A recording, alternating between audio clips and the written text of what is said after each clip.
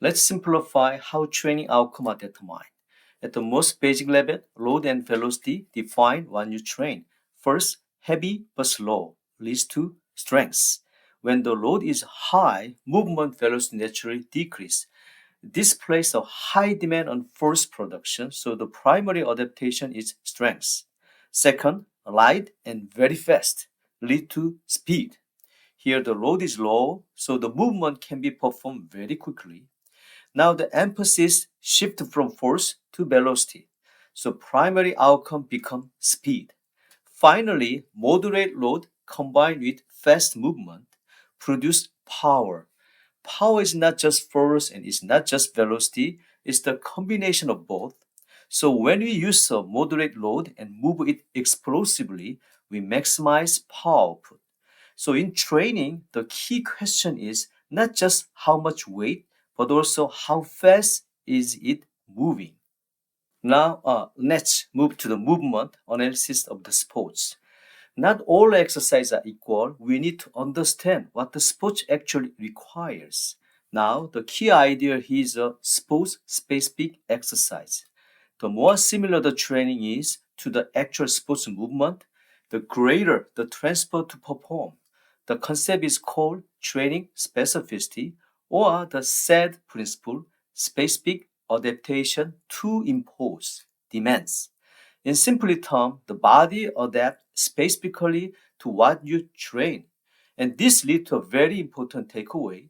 Transfer depends on similarity, not popularity. Just because an exercise is common or looks impressive does not mean it transfers well to performance. Now let's apply this idea. Which exercise has greater transfer? If I ask you fast lat pull down, does it transfer better to boxing or judo? What do you think? What about fast bench press? Does it transfer better to boxing or judo? Now think about why. Transfer is influenced by several factors: movement pattern, force direction, velocity, and muscle involvement. So if these don't match the sports, even a powerful exercise may have limited transfer. The closer the match between training and sports, the greater the transfer. Now let's answer the question. Transfer depends on similarity, not popularity. Training transfer is determined by how closely an exercise matches the actual sports movement. So again, it's not about how common an exercise is, it's about how specific it is. There are four key factors that influence transfer: movement pattern, force direction, velocity, and muscle involvement. If these match the sport, transfer is high. If they don't, transfer is limited. Now let's look at an example. First, slow bench press. This is very popular exercise, but for something like boxing, it has limited transfer. Why? Because the movement pattern is different. And more importantly, the velocity is completely different. Boxing is explosive. Bench press, especially slow, is not. Especially slow is not. So now compare that to a medicine ball throw. This exercise is actually less popular in many weight training rooms, but it has high transfer. Why? Because it is explosive and the movement is much close to the sports. So this is the key idea. Popular does not mean effective. Specific means effective. The best exercise is not the most common one. It's the one that looks and feels like the sports. So at this point, some of you might be thinking, so does the mean the bench press is useless? Thus, the answer is no, not at all, but it depends on what you are trying to develop. The mistake is thinking if it doesn't transfer directly, it's not useful. That's not true. We need to understand this. Exercise have different roles. For example, bench press is excellent for developing force capacity. It helps increase maximum strength, muscle mass, and general upper body force production. But does it look like a punch? No. Does it move at the same speed? No. So what does that mean? High general development, but limited direct transfer. Now compare that to medicine ball throw. This doesn't build as much maximum strength, but they directly train explosive movement, sports basic coordination, velocity. So instead of choosing one over the other, we combine them. General exercise build capacity, specific exercise express that capacity. Strength is the potential, but power and skill are the application. The goal is not to replace the bench press, it is to place it in the right role. Let's take this idea of training specificity and see how it is applied in practice. So what you are looking at here is a table of movement related recent training exercise. The idea is simple, right? Match the exercise to the movement pattern of the sport. For example, if the sports involve jumping, you see exercise like power clean, push jerk, squat. These all involve triple extension and force production through the low body. If the sports involve running or sprinting, you see lunge, step up, knee extension.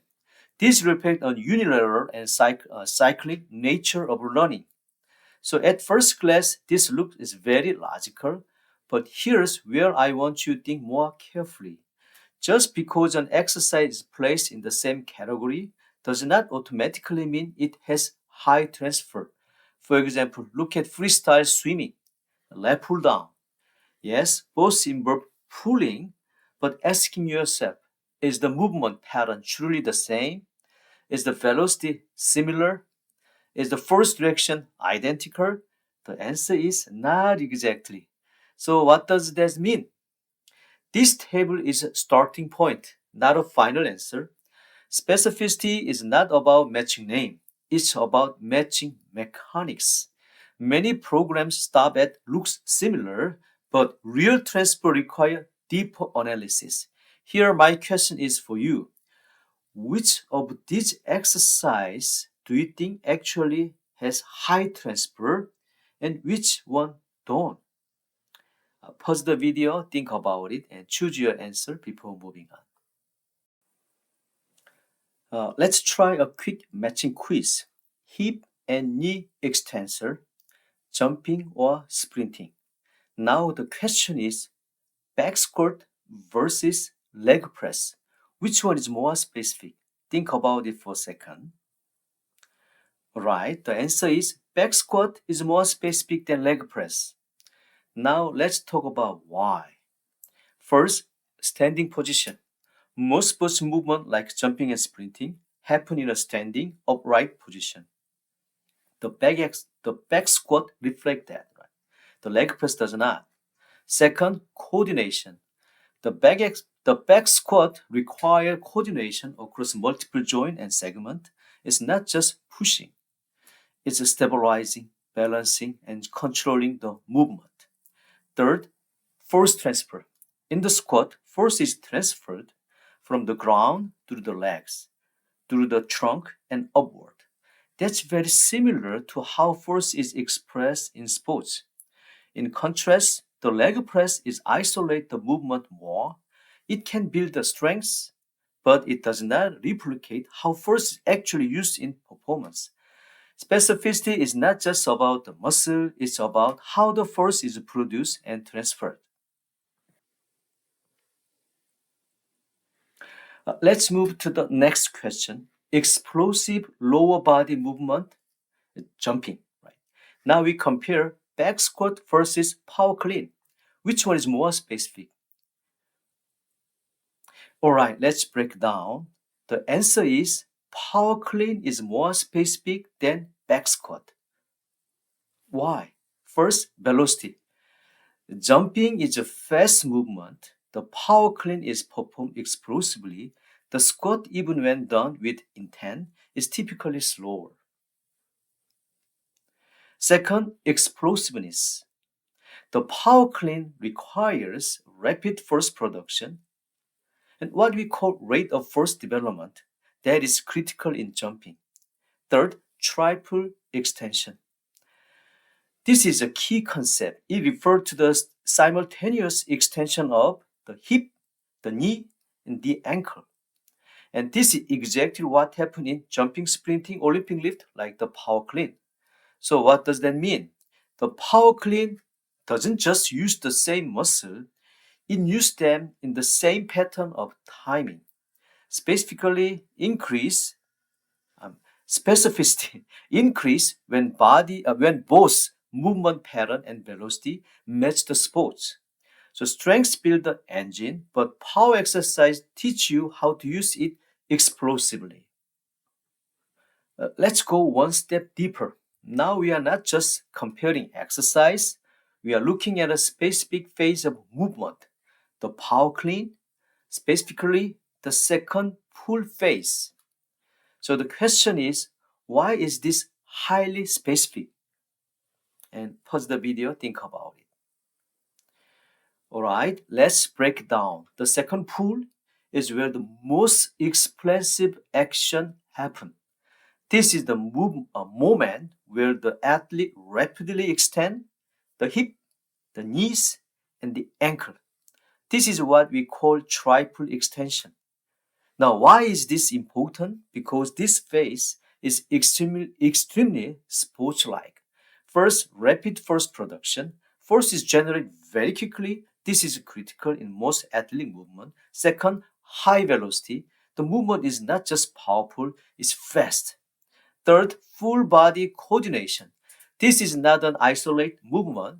The entire body works together to produce and transfer force. So what does that mean? The second pull doesn't just train muscle, it trains the way the body produces force in sports. Specificity is not about muscle, it's about movement.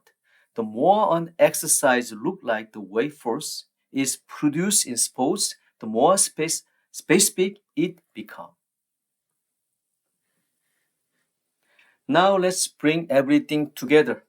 We've been talking about triple extension. So now look at some key example. First, the power clean, specifically the second pull. This is probably the most representative example of triple extension in resist training. Why? Because it requires rapid hip extension, knee extension, and ankle plantar flexion, all happening almost simultaneously. Next, the vertical jump. This is a perfect example of a triple extension. There's no external load, but the movement pattern is extremely clear. If you want to see pure triple extension, watch a vertical jump. And finally, sprinting, specifically the push-up phase. This is where the athlete applies force directly into the ground. And again, you see the same pattern, hip extension, knee extension, ankle plantar flexion. The same movement pattern appear across different activity, whether it's lifting, jumping, or sprinting. Triple extension is a fundamental pattern of force production. Train the pattern, not just the exercise. Now let's focus on the power clean, specifically the second pull, the explosive phase. The second pull begins when the bar reaches about the mid-thigh position, what we call the power position. From here, the athlete performs rapid triple extension, hip, knee, and ankle. This is where we generate maximum power and velocity. Now here's a very important idea. Many people think they are supposed to lift the bar, but that's not what actually happening. If you try to lift the bar with your arm, you actually lose power. Instead, you create force through the ground, extend the body explosively, and the bar move as a result. You don't lift the bar, you project it. Right? So think of it like a rocket. The bar is not being pulled or slowly, it is being launched. The second pull is where power is created, now where the bar is lifted, not where the bar is lifted. So this is the phase where the maximum power generated. Now let's connect the whole movement. First pull, preparation, positioning. Second pull, explosion, right? Power production. Catch is result, receiving the bar. In training, we are not just moving weight, we are training how to produce and project force.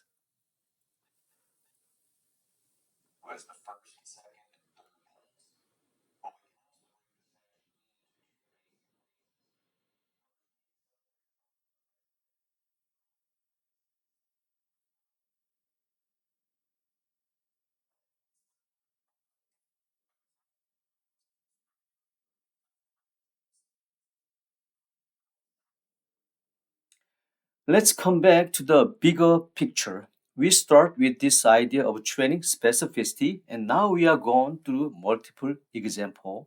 So when you look at a table like this, don't just memorize it. Instead, ask yourself, what is the movement pattern? What is the direction of force?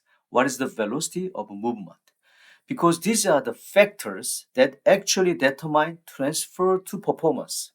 At this point, you should start thinking differently about exercise selection, not in terms of what muscle does this work, but in terms of how does this movement compare to the sport.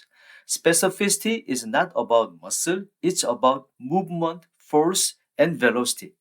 Now let me leave you with one final question. Would a machine-based exercise ever be more specific? The best exercise is not the most popular one, is the one that most closely match the demand of sports. Now let's move to another important concept within exercise selection, muscle balance. So far, we are focused on movement demands, but exercise selection is not only about performance, it's also about maintaining balance in the system. First, let's define two key terms. Agonist. This is the muscle that is actively producing the movement. For example, in a bicep curl, the bicep is the agonist. Now, antagonist. This is muscle on the opposite side, which typically perform the opposite action. So in a bicep curl, the tricep is the antagonist. So far, this is straightforward, but here's where it gets interesting. Let's think about this question during a PNF, proprioceptive neuromuscular facilitation stretch. Which muscle is the antagonist? Right? Here's the key idea. In PNF stretching, the muscle being stretched is actually function as the antagonist. Why? Because the opposite muscle group contract and through the neural mechanism, the stretched muscle relaxes. So this shows us something important. These roles are not fixed. They depend on the context of the movement. Muscle function is defined by the movement, not just by anatomy. Now let's connect this to training. We also need to consider muscle balance ratio. For example, the quadricep and hamstring ratio. When measured using an isokinetic system, a common reference value is about 3 to 2.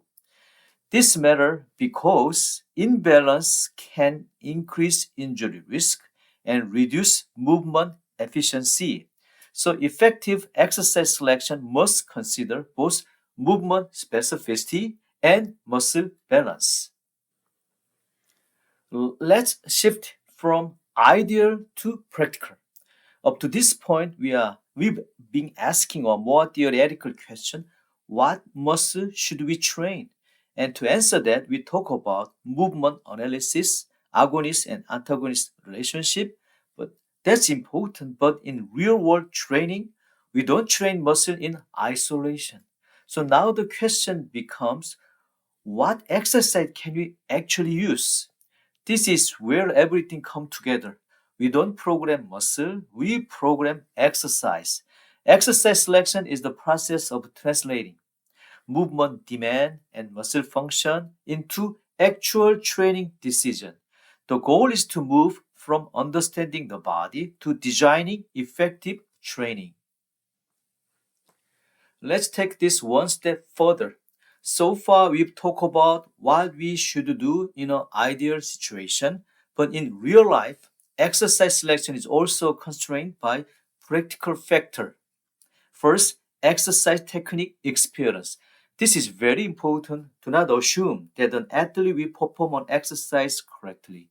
Just because an exercise is good does not mean the athlete can execute it properly.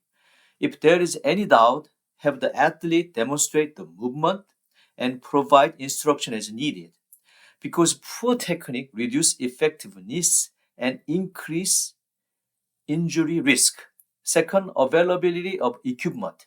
Not every facility has Olympic platform, a specialist bar, or advanced machine. So you must choose exercise based on what is actually available.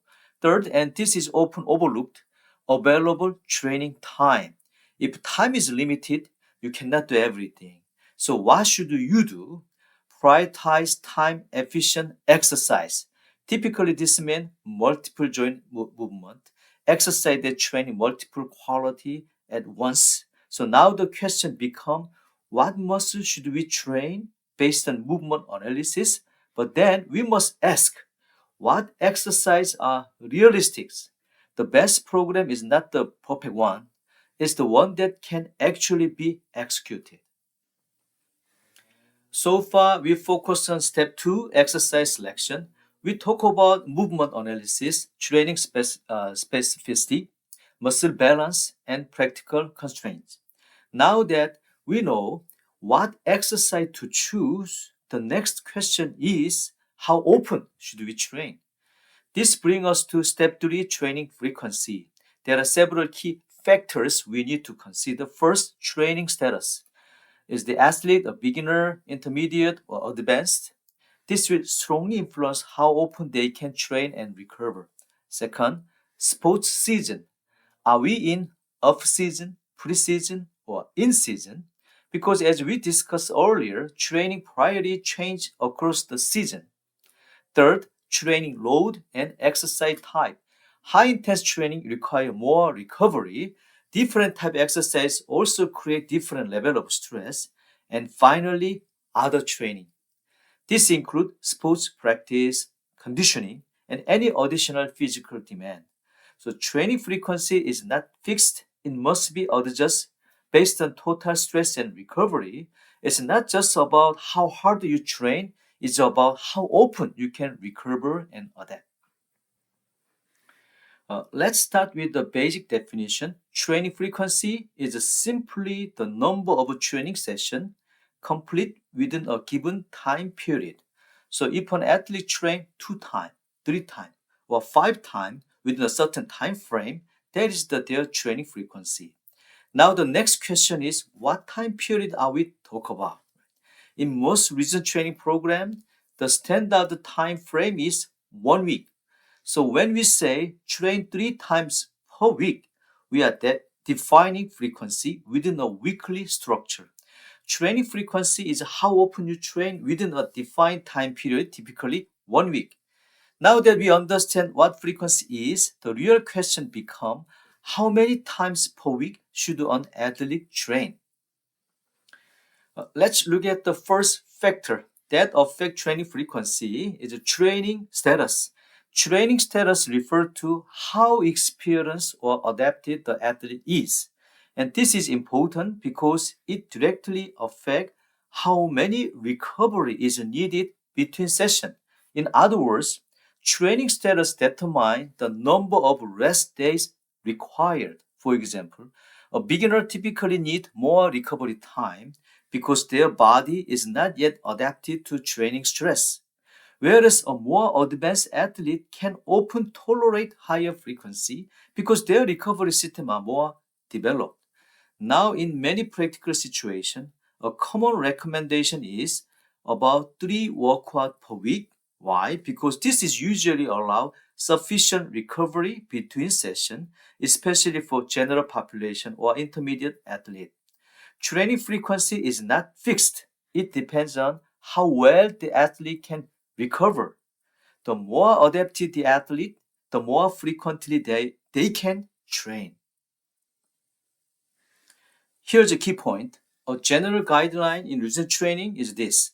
You should schedule training session so that there is at least one rest or recovery day between sessions that stress the same muscle group.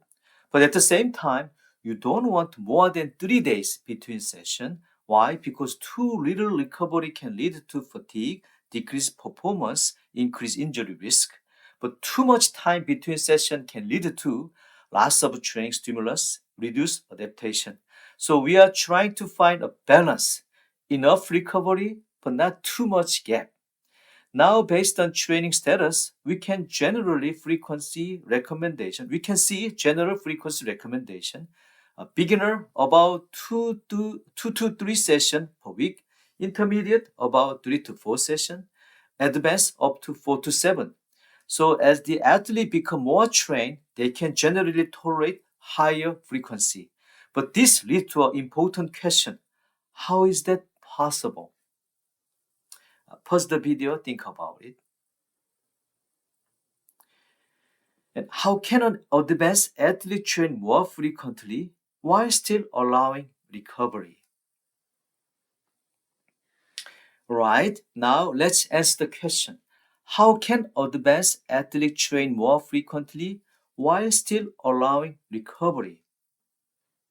The key is a split routine. Instead of training the entire body in one session, we divide the body into different muscle groups and train them on different days. For example, you might train lower body on one day, upper body on another, or even more specifically, chest, shoulders, tricep, back and bicep, lower body. So what does this do? It allows you to train more often without overloading the same muscle group. In other words, you increase training frequency overall while still allowing local recovery.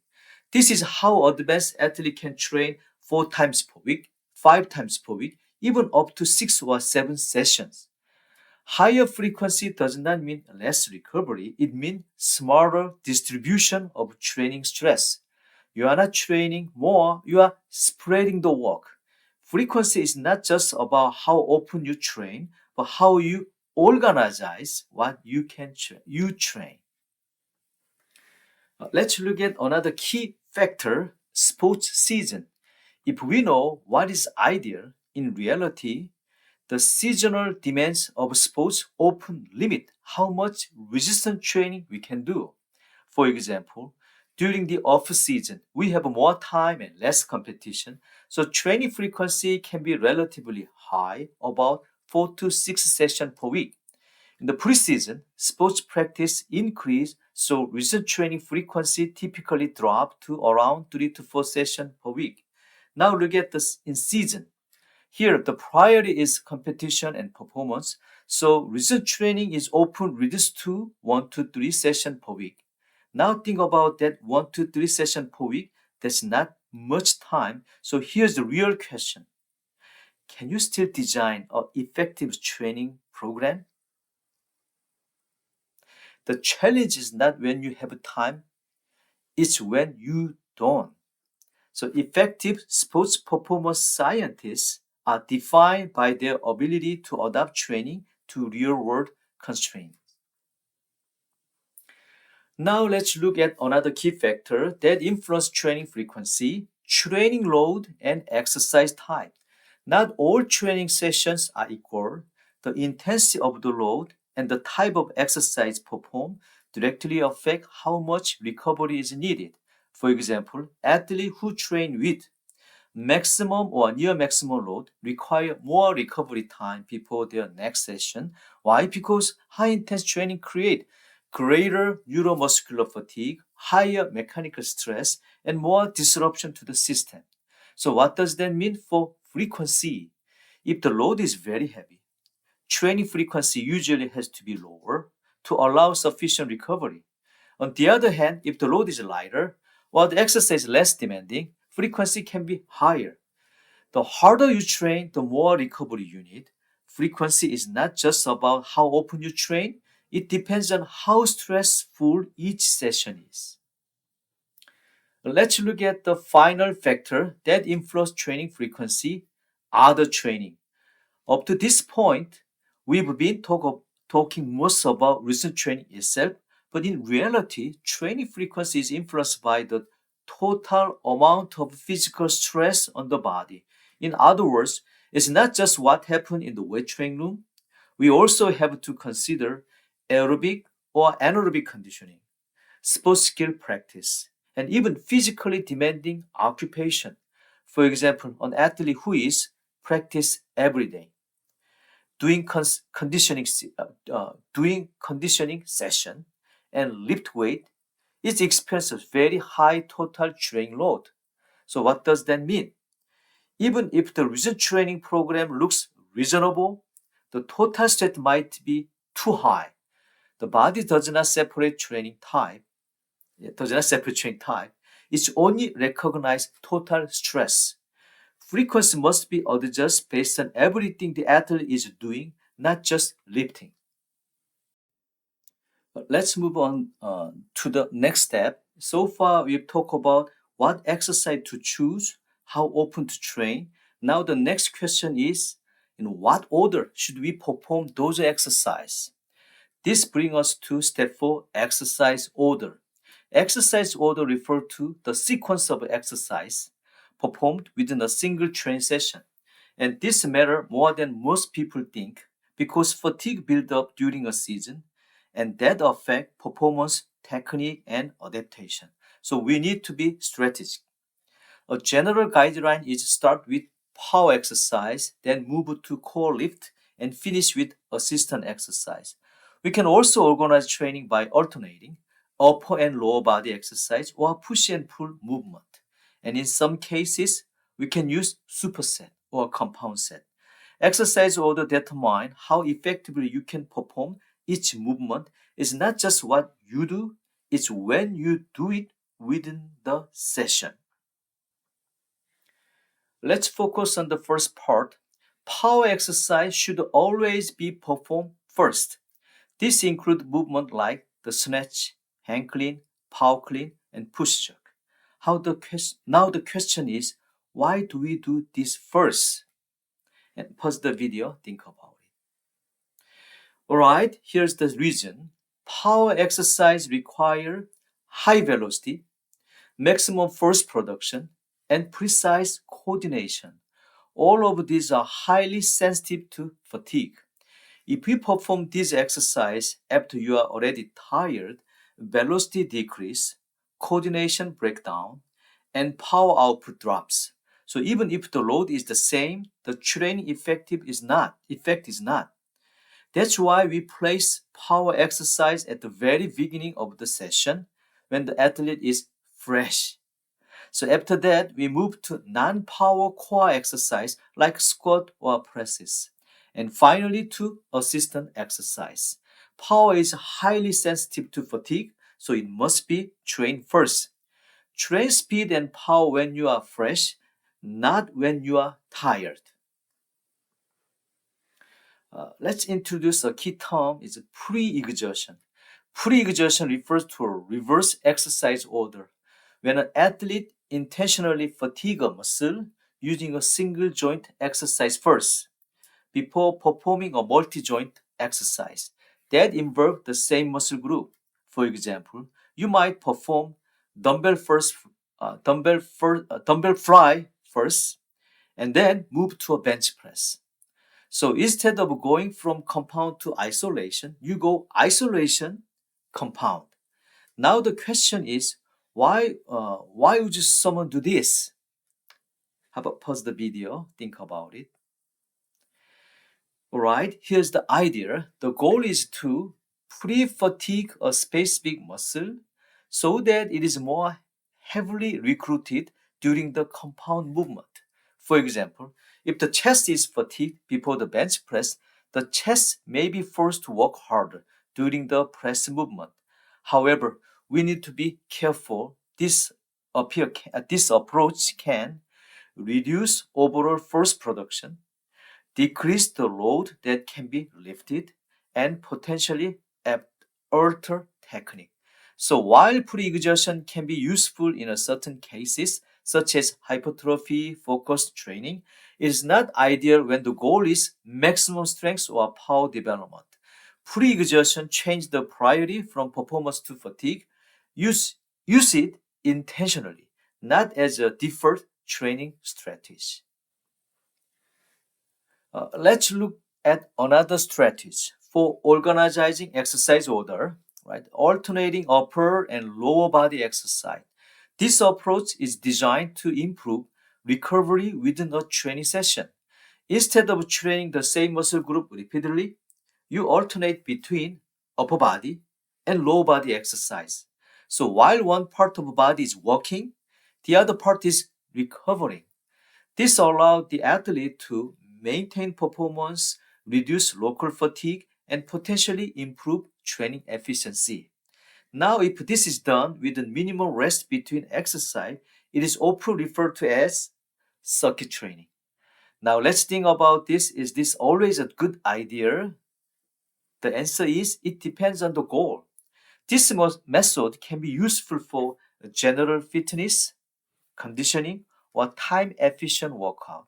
However, for strength and power development, this approach has limitation. Why? Because fatigue accumulates across the session, so rest period may be insufficient and maximum purpose may be compromised. So while this method has value, it is not always recommended. When the goal is high level performance, efficiency is not the same as effectiveness. Choose exercise order based on goal, not just convenience. Now let's look at another variation or alternating exercise order, push and pull exercise. For example, pushing exercise, bench press, shoulder press, tricep extension. Pulling exercise, lat pull down, bent over row, and bicep curl. So instead of fatiguing the same muscle group repeatedly, you alternate between opposing muscle group. This can help improve recovery between exercise, maintain performance, and allow for more continuous training. Now, at first glance, this seems like a very efficient method. Is this always a good idea? The answer is not necessarily. While this method improves efficiency, it does not always optimize performance. Why? Because systematic fatigue still accumulates and neural fatigue is not isolated to one muscle group, and high quality output may be still decline, especially for development, power training. This approach can reduce the quality of each set. So although this method can be useful in certain contexts, it is not strongly recommended when the goal is high performance training. Alternating muscle does not eliminate fatigue, it only shifts it. So efficiency is helpful, but performance quality is the priority. Let's look at another concept related to exercise order, superset and compound set. First, a superset. A superset involves performing two exercises back to back with little to no rest, but targeting is opposing muscle group. For example, chest, back, bicep, tricep.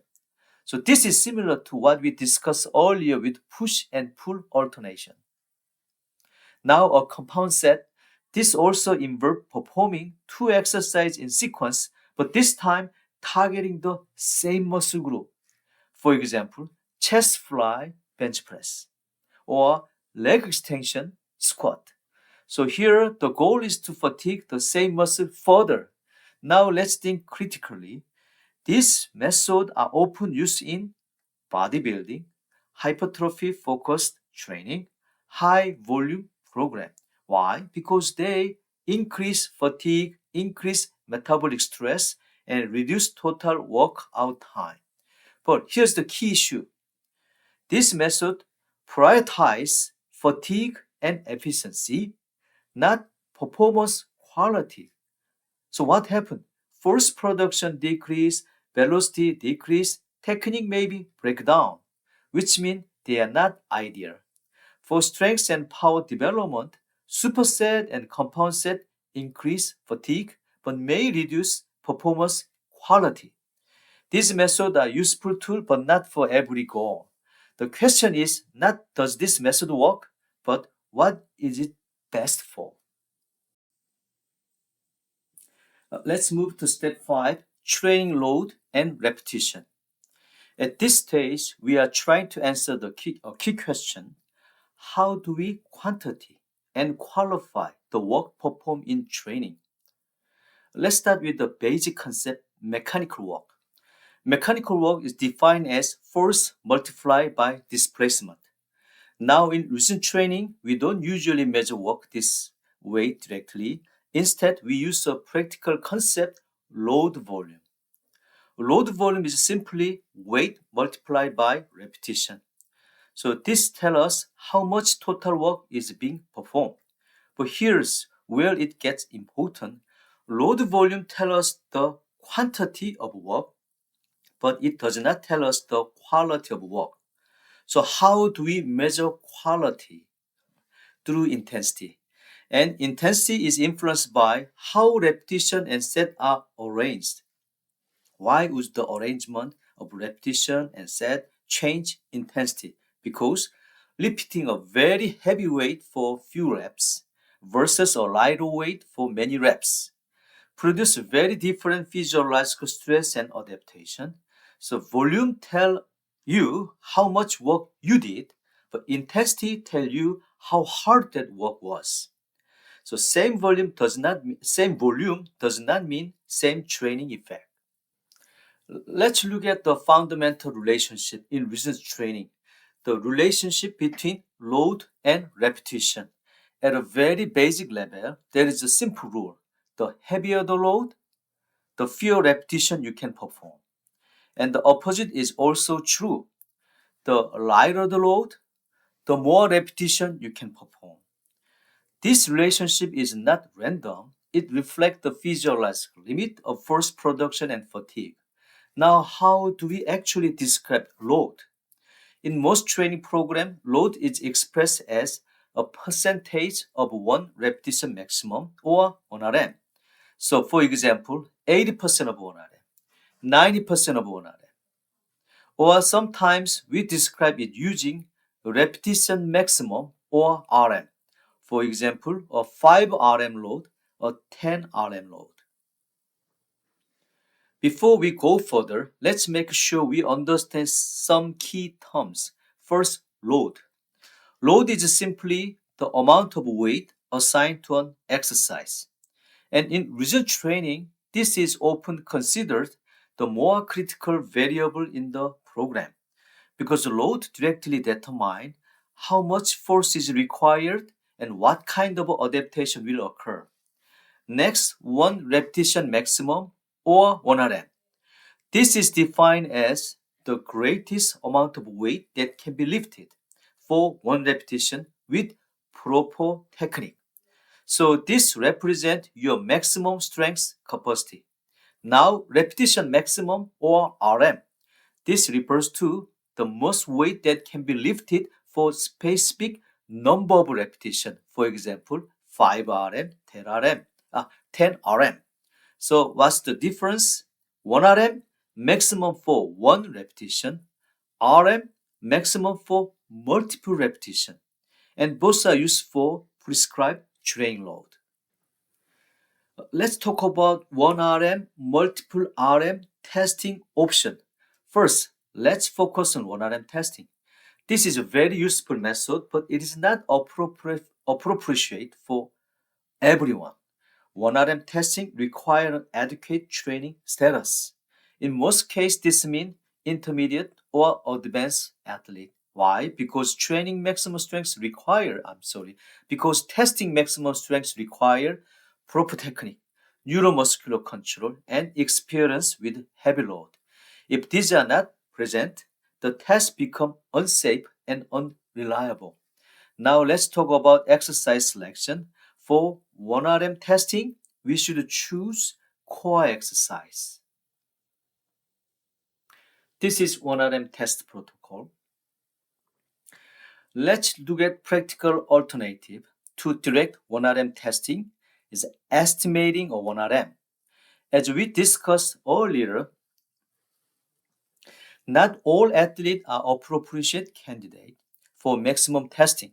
So instead of testing a true 1 RM, we can estimate it using a multiple RM test and a 1 RM table. For example, let's say an athlete perform a 10 RM test. Now we go to the table. Where would you look? Here how it works. First, find the column that corresponds to 10 repetition. Then you will see this corresponds to about 75% of 1RM. So now we know the weight they lift for 10 repetition is approximately 75% of their 1RM. From there, we can estimate the athlete true 1RM. So submaximal performance can be used for predicting maximum strength. So you don't always have to test maximum strength to know maximum strength. This method is often safer, more practical, and still provide useful information for program design. So now the next question is, how accurate are these estimates? Let's continue the estimating a one repetition maximum. So far we discussed using table. Now let's look at another method using prediction equation. These are formulas that allow us to estimate an athlete one repetition maximum based on multiple repetition maximum performance.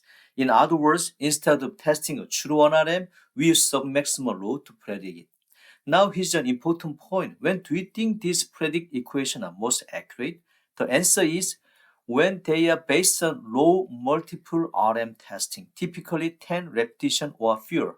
Why? Because as repetition increase, fatigue increase, variability increase, and prediction accuracy decrease. So lower repetition range give us a more reliable estimate. Now let's look at another approach, multiple RM testing based on goal repetition. This method starts differently. Instead of estimating 1RM first, we begin by deciding the number of repetitions we actually want the athlete to perform in training. For example, if the goal is hypertrophy, we might choose 8 to 10 repetitions. Then we test the load that the athlete can perform for the lap range. Instead of predict maximum strength, we directly test for the training goal.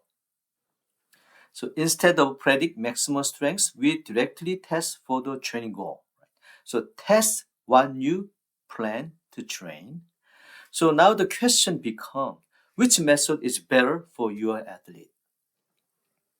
So far, we've talked about load, repetition, 1RM, and RM, and different testing methods. Now the question is, how do we actually assign load and repetition in a program? The answer is, it starts with the training goal. Once the goal is clearly defined, we can then determine the appropriate load and the appropriate number of repetition. And there are several ways to do this. So we can use the RM continuum, a percentage of 1RM, or results from multiple RM testing. Let's bring everything together with a practical example. Here we have two different methods to determine training load. Method 1, 1RM. So let's start on the left side. We begin by estimating or testing the 1RM. For example, an athlete performed 70 pounds for 10 repetitions. Using a table, we estimate their 1RM to be about 92.5 pounds. Now, if the goal is strength, we choose about 85% of 1RM, which corresponds to about 6 repetitions. So now we calculate the training load 92.5 multiplied by 0.85, so around 77.5 pounds. That becomes the training load. And method 2 is goal-based. Now let's look at the right side. This method starts differently. Instead of estimating 1RM first, we begin with the training goal. For strength, we choose 6 repetitions. Then we directly test what load the athlete can lift for 6 repetitions. In this case, 90 pounds for 6 repetitions. So the training load becomes 90 pounds. Now look at the difference. Method 1, 77.5 pounds. Method 2 is 90 pounds. Same goal, but different result.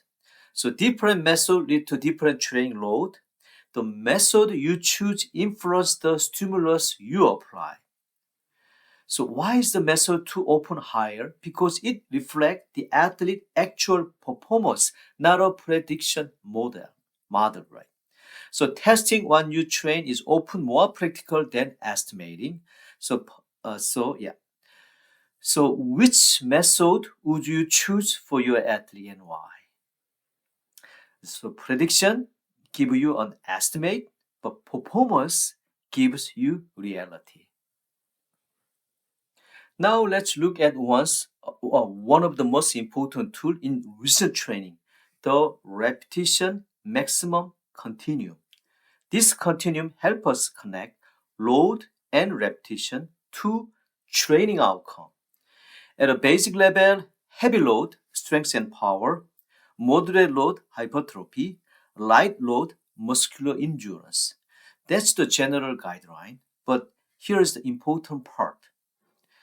Do these categories exist as a completely separate zone? The answer is no. This is continuum, not a set of isolated category. So this means training adaptations are blended. For example, 6 repetition, mostly strength but some hypertrophy.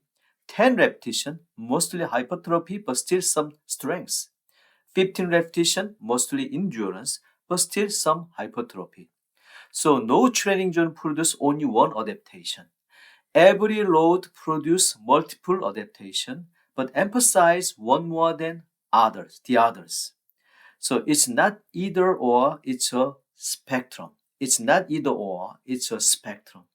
So when design a program, you are not choosing strength or hypertrophy or endurance. You are choosing which adaptation to prioritize. So the training goal determines where you place emphasis on the continuum. Now let's look at a very important clarification about the repetition maximum continuum. At first glance, you might expect that load, percentage, and repetition always follow a predictable relationship. For example, 80% of 1 RM, about 8 repetition, 75% about 10 repetition. But here's the key point. The repetition range for power are not consistent with the typical percent 1 RM repetition relationship. So what would that be? Why would that be? So because power training is not about reaching fatigue. It's a typical RM relationship. We assume reps are performed to or near failure. But in power training, repetitions are intentionally kept low. Why? Because power depends on velocity, rate of force development.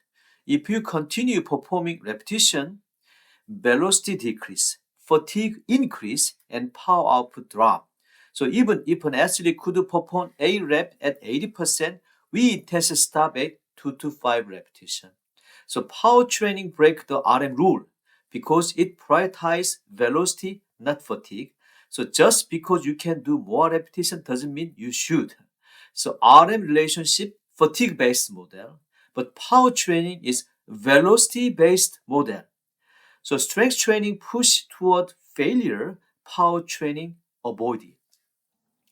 Let's look at one of the most practical methods for assigning load.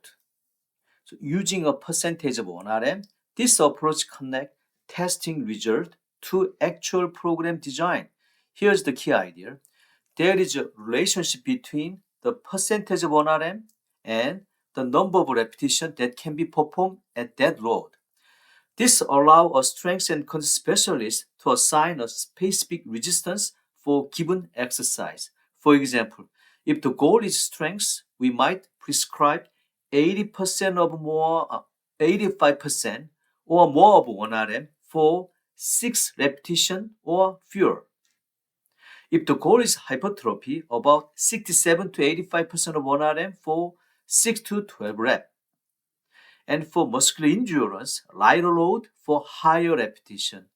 The training goal is achieved when the athlete lifts a specific percentage of 1 RM for the target number of repetition. So percent of 1 RM is a bridge between assessment and program design. So testing gives you a number, percentage turn those numbers into training. So remember, these are guideline, not exact rule. Because individual vary, fatigue varies, performance fluctuates. So percent of 1RM provide structure, but coaching require adjustment. So let's apply this concept specifically to power training. So far, we've discussed how to use percentage 1RM to assign training load. But now we need to ask, how is this different for power training? So here's the key idea. To promote program specificity, we need to carefully match load and repetition to the type of power required in sports. Now, not all power activity are the same. So single effort power event, these include shot put, high jump, Olympic weightlifting. So these movements require maximum power in a single effort. So we use higher load, 80 to 90% of 1RM, and very low repetition, 1 to 2 repetition. A multiple effort power event, these include like basketball, volleyball. These sports require repeated explosive effort. So we use moderate load, 75 to 85 1RM, a slightly higher repetition, 3 to 5 repetition. So power training is not one size fit all. It depends on the demand of the sports. So training power, the way it is expressed in the sports. So this connect directly to training specificity. So load and repetition for power must match the performance context. Alright, now let's look at an important concept, variation of the training load. One of the biggest challenge in training is this. How do we train frequently while still allowing adequate recovery? This is where the load variation come in. First, we have what we call a heavy day. On a heavy day, the load is very high, often a full repetition maximum. In other words, the greatest resistance that can be lifted for the target number of repetition. For example, 95% of 1RM or 2RM load. This creates a very strong stimulus for strength development. But here's the problem. Can we train like this every session? The answer is no, right? Because fatigue accumulates, recovery is limited, performance will decrease. So what do? We intentionally reduce the load on other training days. These are sometimes called moderate or lighter days. For example, Monday, heavy day, 95% 2RM, but Thursday, moderate day, 85% 6RM. Now here's the key point. Even though the load is reduced, the training is still within the strength range. So we are allowing recovery, maintaining frequency, and preserving training volume. So you don't train heavy every day. You vary the load to sustain performance. Progress is not built by maximum effort every day, but by managing stress across days. So load variation, is the by managing stress is across days. So load variation allow high frequency without overtraining. Let's talk about one of the most important principles in training, progression of the training load. Up to this point, we've talked about how to select load, how to assign repetition, but none of that matters if the load stays the same over time. As the athlete adapts to the training stimulus, the load must be increased for improvement to continue. Why? Because the body only adapts when it is challenged. If the load does not increase, the stimulus stays the same. Adaptation slow and progress plateaus. So when should we increase the load? The answer is it depends on the athlete response to training. This is why monitoring is critical. A strength and conditioning specialist must observe performance change, fatigue level, technique, quality to determine when to increase the load and by how much. So progression is not automatic, it must be managed. Adaptation drives progression, not time. Increase the load when the athlete is ready, not just because time has passed. Let's define a few key terms. First, volume. Volume is simply the total amount of weight lifted in a training session. Now, set. A set is a group of repetitions performed continuously before resting. Next, repetition volume. This is the total number of repetitions performed in a workout. So, for example, 4 sets, 10 repetitions equal 40 repetitions. Now, let's look at the most important one, load volume. The load volume combines everything. It is calculated as set multiplied by rep multiplied by weight. So this tells us the total work performed. Let's use the example on the side. 4 sets of 65 RM is bench press. And what determines the total training stimulus here is not just the percentage, it's how many sets, how many repetitions, and the weight used. Right? So load alone does not define training, total work does. So intensity tells you how hard, volume tells you how much. Two programs can have same load but different volume. So completely different training effect, right? So training outcome equal load multiplied by volume multiplied by structure.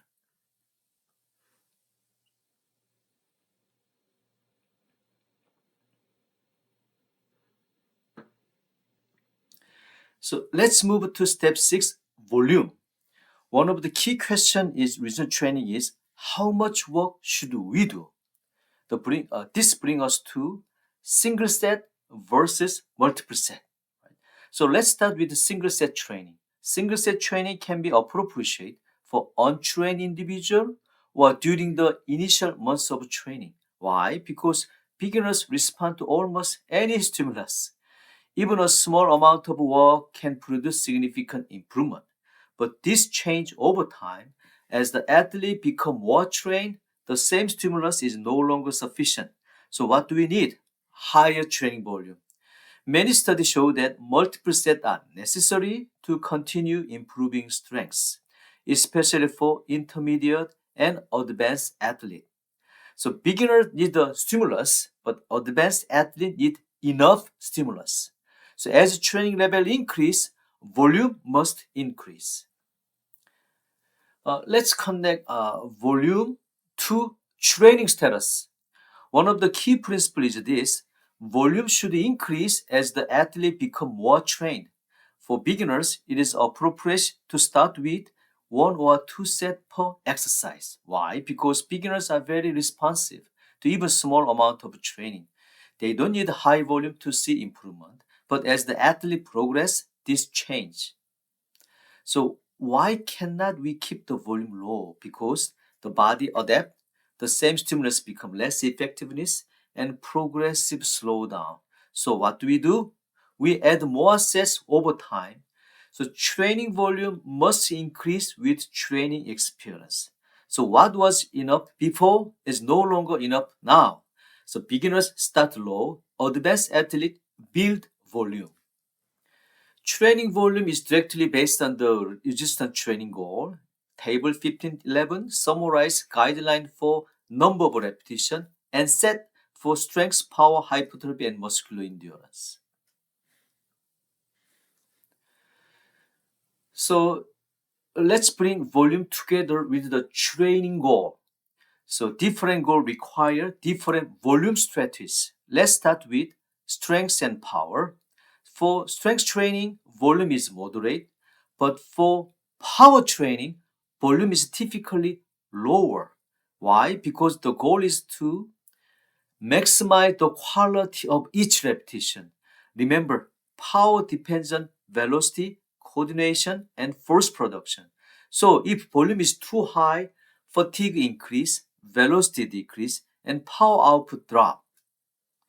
Let's look at hypertrophy. To increase muscle size, we generally need higher training volume. This means more set and often multiple exercise per muscle group. Why? Because hypertrophy is driven by total work, mechanical tension, and metabolic stress. Finally, muscular endurance. This typically involves higher repetition, 12 or more, lighter load, and fewer sets. The focus here is sustaining performance over time. So power, low volume, high quality. Strength, moderate volume. Hypertrophy, high volume. Endurance, high repetition, lower load. So volume must match the goal, not just the exercise. So you don't train everything the same way. You adjust volume based on what you want to change. So different goal require different amount of work. Let's move to step 7 is rest period. First, let's define the term. The time dedicated to recovery between set and exercise is called the rest period or interset rest. At first glance, this might seem simple, but in reality, rest is a critical training variable. Now, here's the key point. The length of rest period is not fixed. It's highly dependent on the training goal, the relative load lifted, and the athlete training status. Why would rest time change based on these factors? Because rest determines how much recovery occurs, how much force can be produced, and what type of adaptation is stimulated. So rest is not just recovery, it controls performance and adaptation, and how long you rest change when you train, and rest period must match the goal, load, and athlete. So the next question is how long should we rest for different training goal? Now let's look at how rest periods differ based on training goal. For strength and power training, we use longer rest period, typically about 2 to 5 minutes. Why? Because this type of training rely heavily on the fast-bargain system, and full or near full recovery is needed to maintain force output, maintain velocity, and produce high quality repetition. For hypertrophy, we use short to moderate rest period, typically 30 seconds to 1.5 minutes. Why? Because here we want some recovery, but also accumulated fatigue. This helps increase metabolic stress and overall training volume. For muscular endurance, we use very short rest period, typically 30 seconds or less. Why? Because the goal is to train the ability to sustain effort under condition of fatigue. So strength and power, long rest, high quality output.